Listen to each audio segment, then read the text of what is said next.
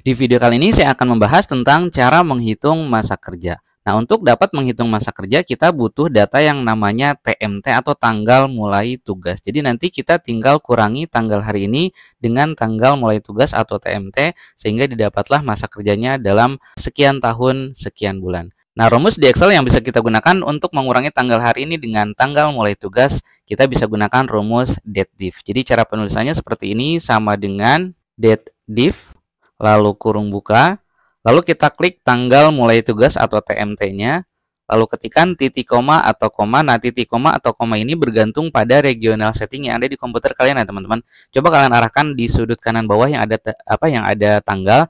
Kalau nanti muncul, nah seperti ini, Jumat 19 September dan seterusnya, itu kan berarti bahasa Indonesia ya. Nah, jadi kalau regional settingnya Indonesia, maka pemisahnya harus kita gunakan titik koma. Tapi ketika kalian arahkan kursor mouse-nya ke tanggal dan dia muncul tanggal dalam bahasa Inggris, nah maka titik komanya atau pemisahnya ganti dengan koma, gitu ya teman-teman. Di sini saya gunakan titik koma karena regional settingnya saya pakai Indonesia. Kemudian, nah kita ketikkan tanggal hari ini. Untuk tanggal hari ini cukup kita ketikkan saja dengan now, lalu kurung buka, kurung tutup. Nah, atau bisa juga kita ganti jadi today. Nah, kurung buka, kurung tutup. Tapi kalau saya lebih enak dengan now karena lebih pendek ya teman-teman. Kemudian ketikkan lagi titik koma atau koma, lalu ketikkan tanda kutip, lalu Y tanda kutip lagi, lalu kurung tutup.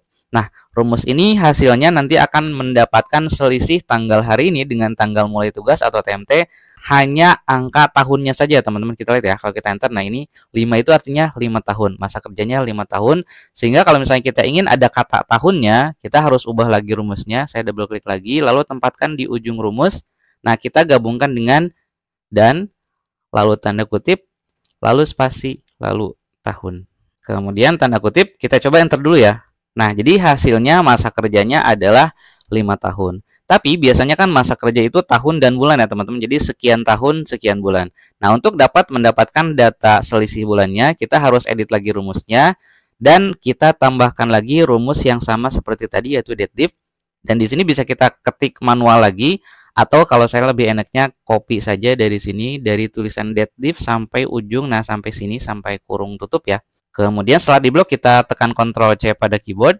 Lalu, nah kita tempatkan dulu kursor mouse-nya di sini teman-teman. Di setelah kata tahun sebelum tanda kutip penutupnya, kita kasih dulu spasi.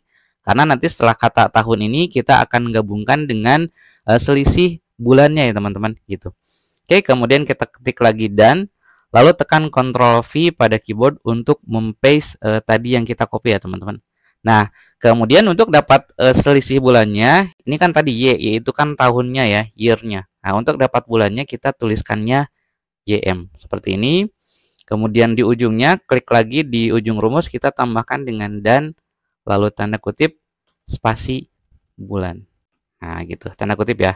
Jadi DATEDIF yang ini akan mendapatkan selisih tahunnya, dan DATEDIF yang ini, yang YM, itu akan mendapatkan selisih bulannya. Sehingga nanti hasilnya adalah sekian tahun, kemudian ini kita dapatkan sekian bulan gitu. Jadi kalau kita enter hasilnya nih 5 tahun 2 bulan. Dan ke bawahnya tinggal kita copy rumus seperti biasa, klik pada rumus yang sudah jadi, lalu kita drag sudut kanan bawahnya.